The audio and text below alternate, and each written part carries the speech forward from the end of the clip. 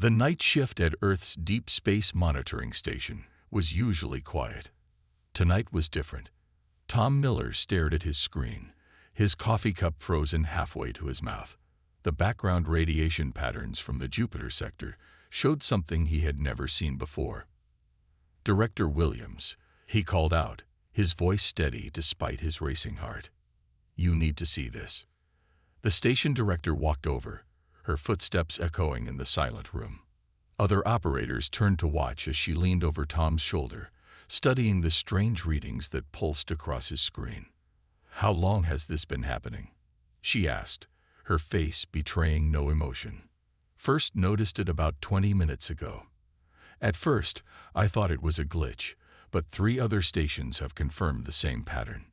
The pattern wasn't random. It couldn't be random.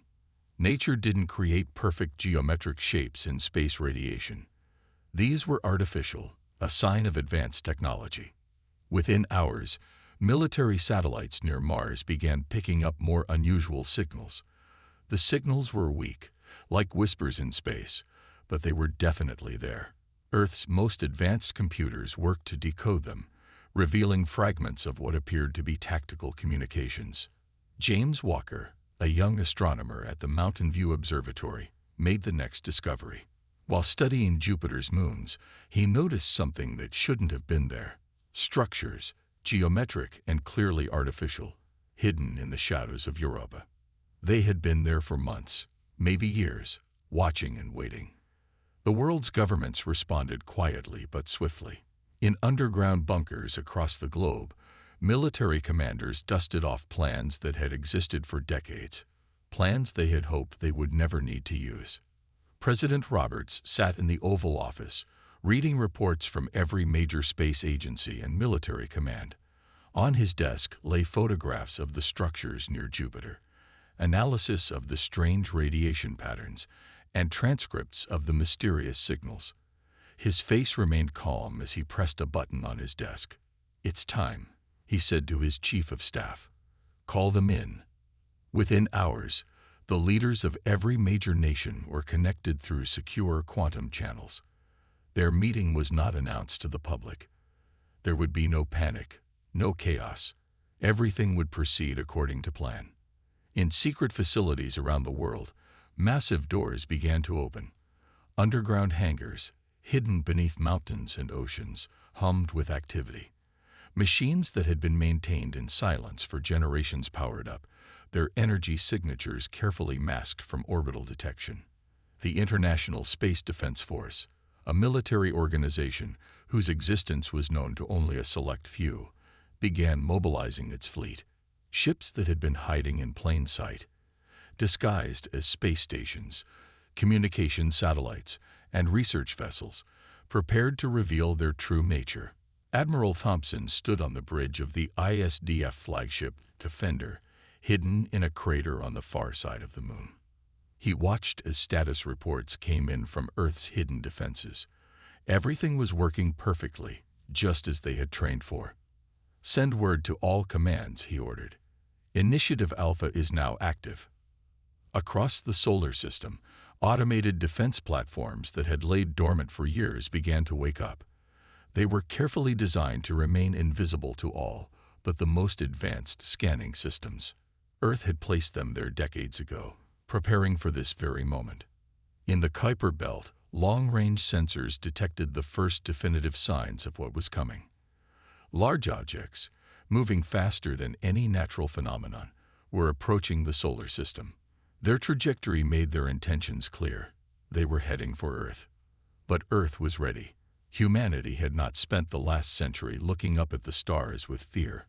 They had looked up with determination, preparing for the day when they would need to defend their home. As the sun set over the Pacific Ocean, most humans went about their daily lives, unaware of what was happening above them.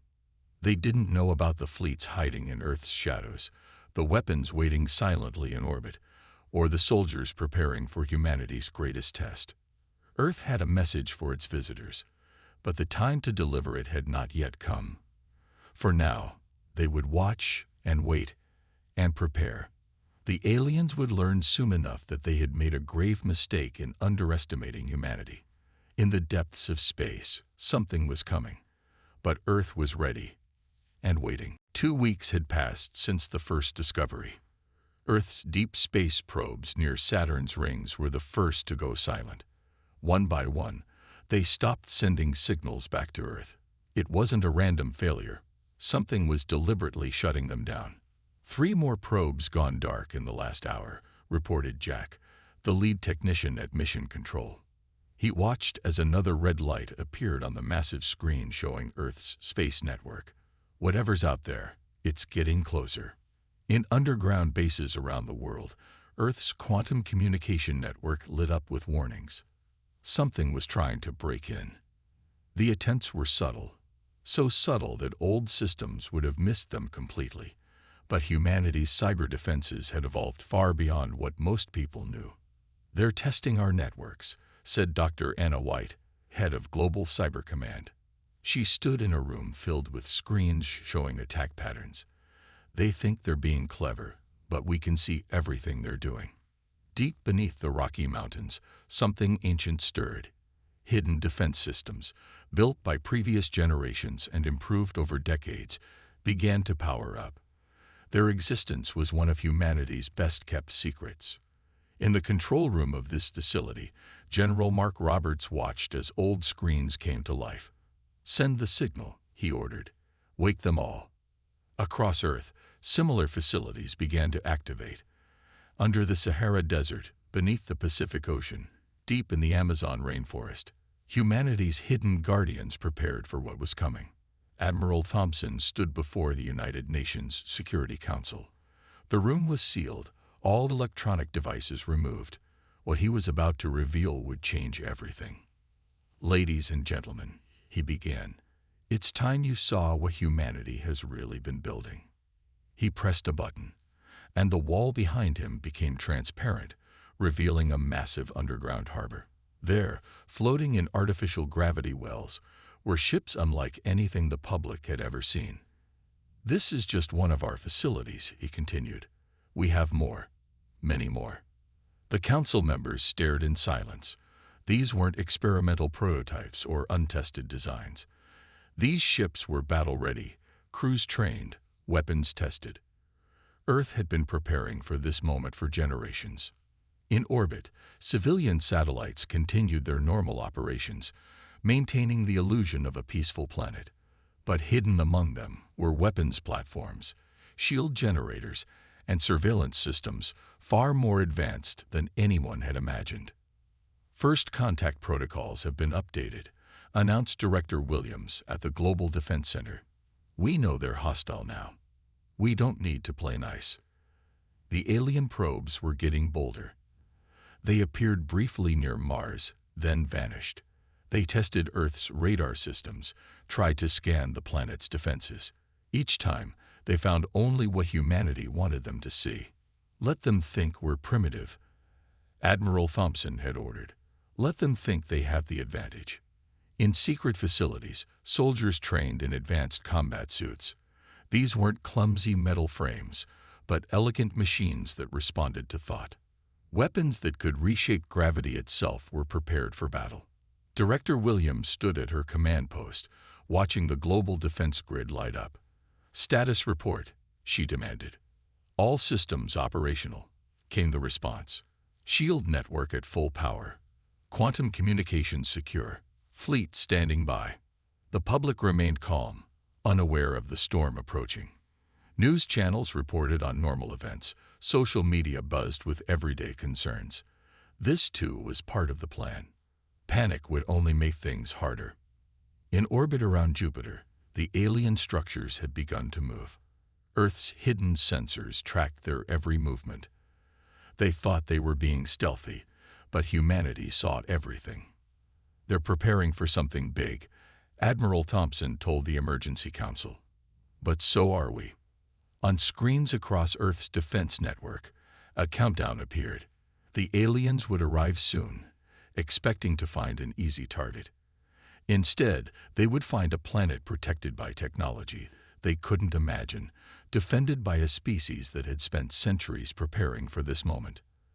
As night fell over Earth's major cities, People looked up at the stars, unaware that they were about to witness the greatest revelation in human history. Soon, everyone would know that humanity was not helpless. They were not unprepared. They were ready for war. The time for hiding was over. As dawn broke over New York City, the ground began to shake, not from an earthquake, but from something far more impressive. In Central Park, a massive section of land slowly rose into the air, revealing the hidden city that had existed beneath Manhattan for decades. People stopped and stared, phones recording as similar events happened in cities worldwide. In London, Paris, Tokyo, and dozens of other locations, humanity's secret preparations revealed themselves. "It's time," President Roberts announced on all channels, his voice calm and confident. "Today, humanity shows its true face to the stars." Above the Earth, thousands of satellites suddenly changed shape. What looked like simple communication devices transformed into advanced defense platforms. The civilian GPS network revealed its secondary purpose, a web of energy weapons that could target any point in the solar system. In orbit, massive structures appeared as their cloaking shields dropped, space stations that dwarfed anything the public knew about. They had been there all along, hidden in plain sight. "Look up," Admiral Thompson said in a global broadcast. "What you're seeing isn't new. We've been ready for generations. Those lights in the sky, those are your guardians." Deep in the Atacama Desert, ancient bunkers opened their doors. Inside were artifacts and weapons from humanity's previous encounters with alien life. Encounters that had been kept secret, but had taught humanity valuable lessons. "We weren't always this strong," General Roberts explained to the world. "We learned, we adapted, we prepared. Every time they came, we grew stronger." The truth about humanity's genetic engineering program came next. For a century, doctors had been quietly introducing small improvements to the human genome. Not enough to be noticed, but enough to make each generation slightly stronger, slightly smarter, slightly more resilient. Dr. White stood in her lab, displaying the results. "We didn't change who we are," she explained. "We just became better versions of ourselves. And now we're ready to show why." In the oceans, massive structures rose from the depths. Underwater cities and military bases that had been operating in secret for years. They housed technologies that most people thought were impossible: gravity control, energy shields, weapons that could reshape space itself. "Everything you thought was science fiction," Admiral Thompson continued, "was just us, hiding our true capabilities. We had to be sure we were ready. Now we are." The International Space Defense Force revealed its full fleet.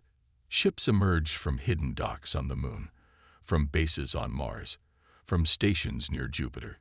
Each one was a masterpiece of engineering, tested and proven in secret battles that humanity had won without anyone knowing.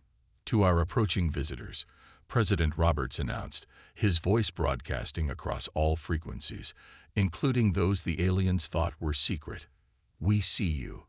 We've been watching you. And we want you to understand something very important." Around the Earth, a shield of pure energy flickered into existence. Not a test, not a prototype, but a fully functional defense system that had protected the planet for years without anyone noticing. In military bases worldwide, soldiers suited up in combat gear that looked like it came from the future. But these weren't new. They had been training with them for years, preparing for this moment. "We are not afraid," the president continued. "We are not unprepared. We are not the easy target you think we are." The alien fleet, still approaching from beyond Saturn, received their first clear look at Earth's true defenses.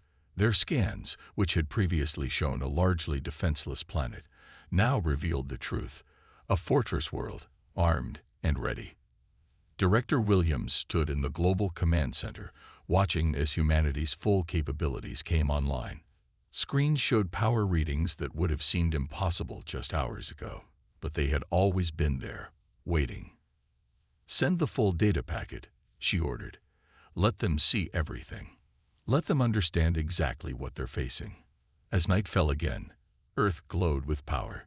Billions of humans looked up at their sky, seeing for the first time the true extent of their civilization's advancement. They weren't afraid. They were proud. The message was clear.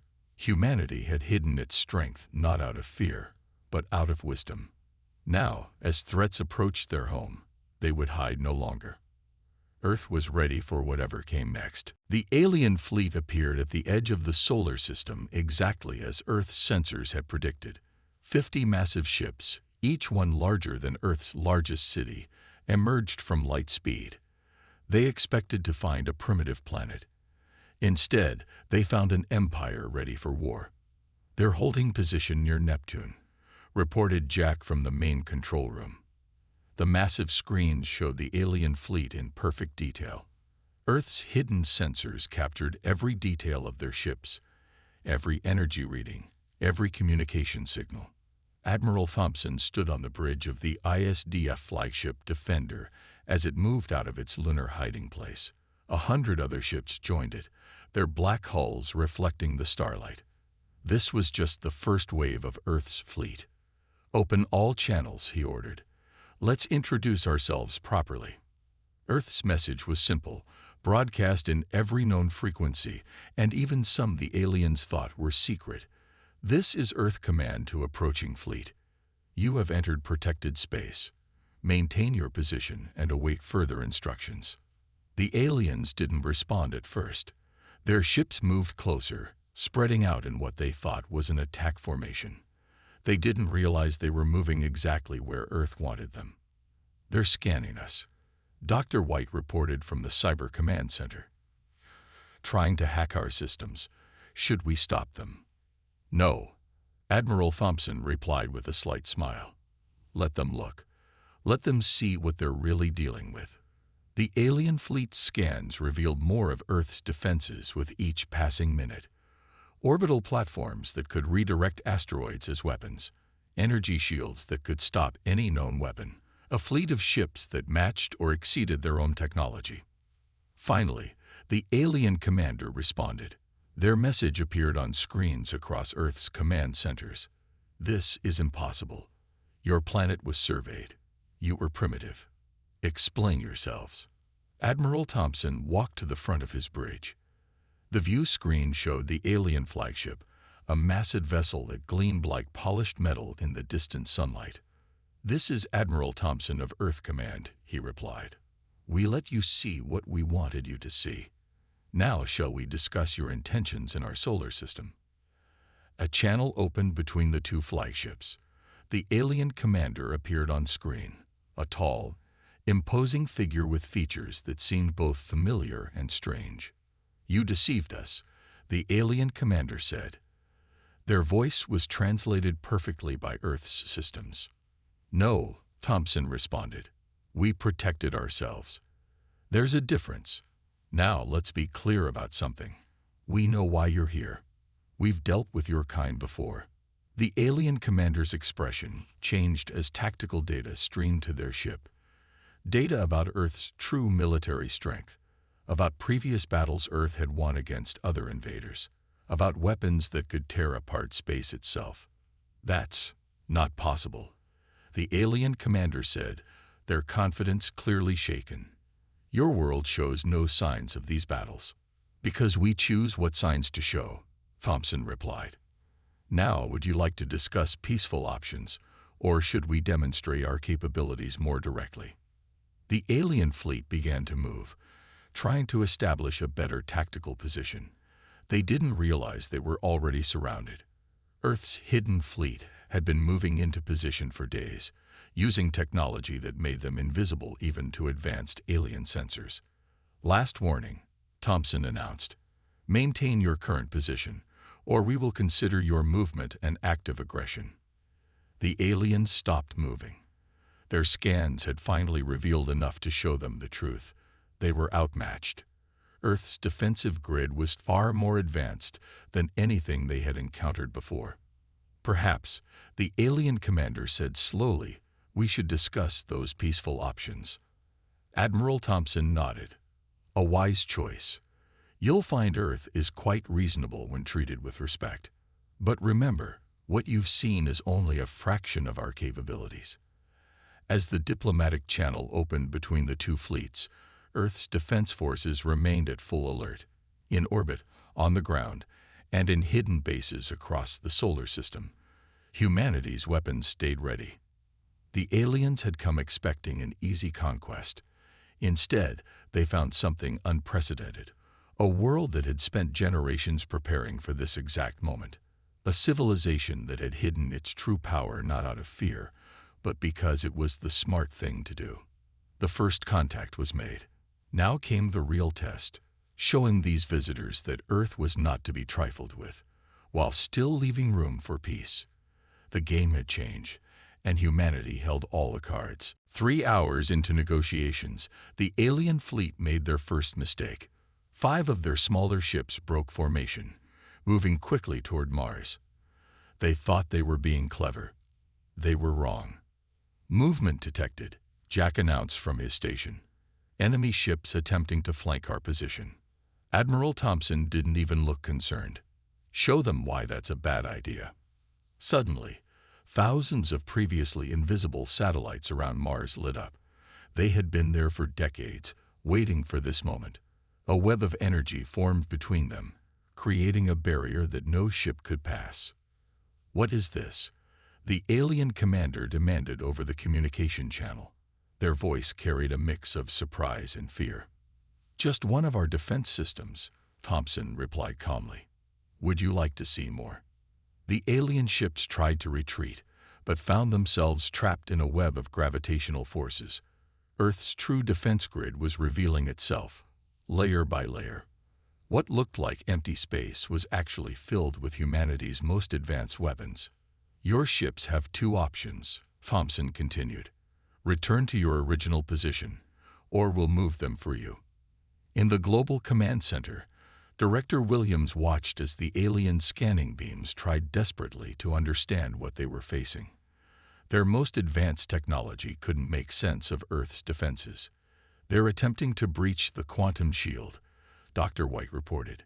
"Should we let them try?" "Yes," Williams answered. "Let them waste their energy." The alien fleet launched their most powerful digital attack yet. Billions of cyber weapons hit Earth's networks at once. But humanity's quantum shields didn't just block the attack.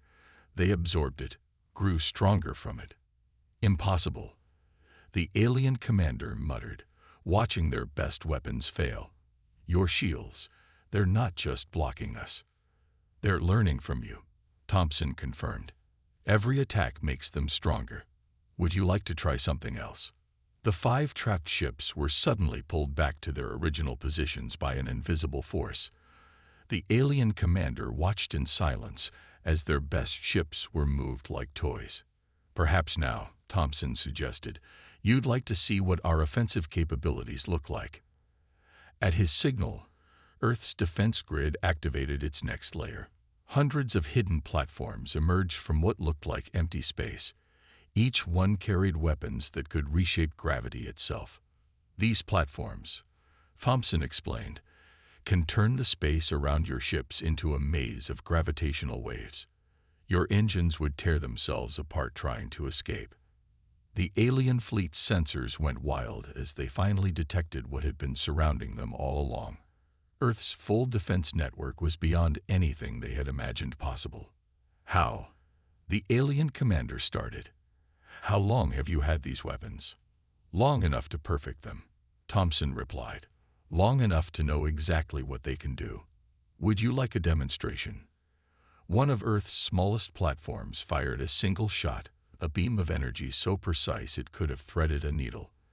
It passed harmlessly between 2 alien ships, but where it traveled, space itself rippled like water. "That was 0.1% power," Thompson said. "Shall I show you what full power looks like?" In the command center, Director Williams received another update.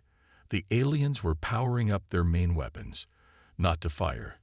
They were too smart for that now, but ready, just in case. "Let them," she ordered. "They need to understand." Earth's defensive grid shifted again, revealing yet another layer of protection. Energy fields that could absorb any attack and turn it back on the attacker. Weapons that could predict where a ship would be before it moved. Your civilization, the alien commander said slowly, is not what we expected. No, Thompson agreed. We're not. And now you have a choice to make. You can either accept that fact and talk to us as equals, or you can test our defenses further. But I should warn you, what you've seen is just the beginning. The alien fleet remained still, their weapons powered down. They had come expecting to find an easy target. Instead, they found a civilization that had spent generations preparing for this exact moment. The standoff continued, but now the aliens understood one crucial fact. They weren't the hunters here.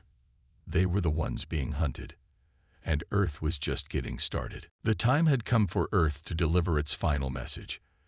Admiral Thompson stood on the bridge of the Defender, looking at the holographic display of the alien fleet. Their ships hung motionless in space, like frozen birds afraid to move. "Begin transmission," he ordered. "Show them everything." Across the void of space, Earth began sending data to the alien fleet. Not just words or pictures, but proof of humanity's true history. Videos of previous battles, records of other alien races who had tried to invade Earth. All of them had failed. Receiving confirmation, Jack reported. They're watching the transmission. The first video showed a battle from 50 years ago. An alien fleet, different from this one, had tried to sneak past Jupiter. They never made it past Earth's outer defenses. Their ships still floated in a secret facility, studied and taken apart by human scientists. "Impossible," the alien commander whispered over the comm channel. That was the third fleet of the Stellar Empire. They vanished without a trace. "They didn't vanish," Thompson replied. "We destroyed them. And then we learned from their technology." The next images showed Earth's victory over a race that had tried to hide in the asteroid belt. Another showed how humans had turned a would-be invasion fleet into scrap metal near Mars. Each battle had taught humanity something new. Each victory had made them stronger. President Roberts joined the transmission from Earth Command. "We could have shared these stories earlier," he said, "but we prefer to keep our victories quiet. It makes things easier when the next group arrives." Director Williams activated another screen, showing the aliens something they never expected, a map of their own empire. Earth had been watching them for years, studying their strengths and weaknesses. "You thought you were observing us," she explained. "But we were observing you. We know every planet in your empire, every fleet you have, every weapon you've built." The alien commander's face showed real fear now. "How did you get this information?" "We have our ways," Thompson said. "Just like we have ways of reaching any planet in your empire, should we need to." To prove the point, Earth activated a special satellite near the alien fleet. It created a small wormhole, just large enough to see through. On the other side was the aliens' home world. "A demonstration," Thompson explained. "We can open these portals anywhere in your space. We choose not to. Remember that." In the command center, Dr. White brought up another display. "Now let us show you what happens to worlds that choose violence over peace." The next transmission showed a dead solar system, planets reduced to asteroid fields, stars contained in energy webs. This was the fate of the last civilization that had refused to listen to Earth's warnings. "We don't want to fight," President Roberts continued. "We never have. But make no mistake, we will defend ourselves, and we will win." To prove their point further, Earth activated its gravity wave defense system. Suddenly, the alien fleet found their ships lifted and moved into a new formation, one of Earth's choosing. They were powerless to resist. "Your weapons are strong," Thompson acknowledged, "but ours have been tested in real battles, against real enemies. We've had time to perfect them." The alien commander watched as their mighty fleet was positioned like pieces on a game board. Their best engines couldn't break free from Earth's control. "You have two choices," President Roberts announced. Leave our solar system and spread the word that Earth is not to be threatened. Or stay and learn firsthand why that warning is important. Earth's defense grid powered up one final time, revealing its full strength. Energy readings went off the alien scales. Their sensors couldn't even understand what they were seeing. Think carefully, Thompson added. Your entire empire just watched this transmission. They know what we can do now. What happens next is your choice. The alien fleet hung in space, surrounded by more firepower than they had ever seen. They had come to conquer a primitive world. Instead, they found themselves at the mercy of a civilization that had been ready for them all along. The message was delivered. Now, they had to choose how this story would end. The alien fleet began to move, but not to attack. One by one, their massive ships turned away from Earth, pointing back toward deep space. The alien commander's face appeared on the main screen one last time. "We have received your message," they said, their voice carrying a new tone of respect. "Our empire will hear of this day." Admiral Thompson nodded. "Make sure they understand exactly what they're hearing. Earth isn't interested in conquest or war. We simply want to be left in peace." In command centers across Earth, humans watched as the alien fleet retreated to a safe distance. Their weapons were powered down, their aggressive posture replaced with one of careful diplomacy. "Your species," the alien commander said, "has achieved something remarkable. You hid your true strength not out of fear, but out of wisdom. It's easier to defend your home," Thompson replied, "when others don't know your full capabilities. Remember that when you report back to your leaders." Director Williams activated the diplomatic channels, sending the aliens a new set of data. Not weapons or defenses this time, but information about Earth's culture, science, and philosophy. "We're willing to establish peaceful relations," President Roberts announced from Earth Command. "Trade, cultural exchange, scientific cooperation. All of these are possible, but only if you understand and accept our terms." The aliens received the diplomatic package.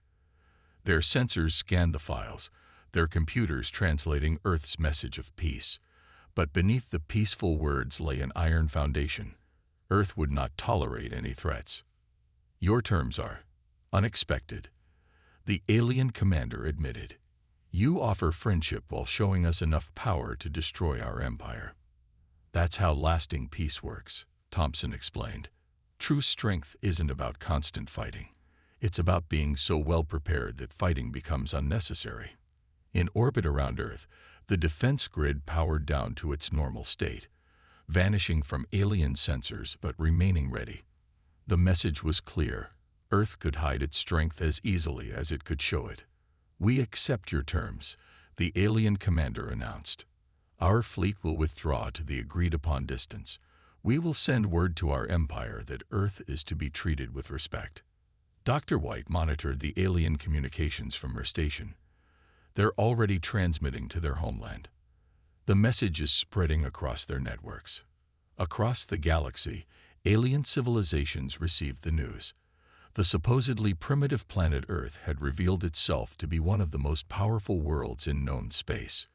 The news traveled faster than light through quantum channels, reaching every corner of the galaxy. "Let them talk," President Roberts said with a slight smile. "Let everyone know that Earth is not an easy target. We are not helpless. We are not unprepared." The alien fleet moved to the edge of the solar system, maintaining the distance specified in Earth's terms. A small diplomatic vessel remained behind, accepting Earth's invitation to establish proper relations.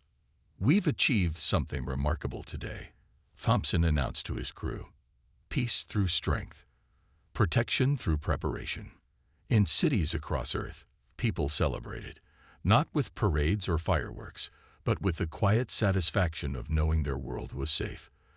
The public understood now why their governments had kept so many secrets, why so much had been hidden for so long. "Your descendants will remember this day," the alien commander said before their final departure. "The day Earth revealed itself as a power to be respected." "No," Thompson corrected them. They'll remember this as the day we helped establish true peace in our part of the galaxy. Power is nothing without wisdom to guide it. As the alien fleet disappeared into deep space, Earth's defenses returned to their hidden state.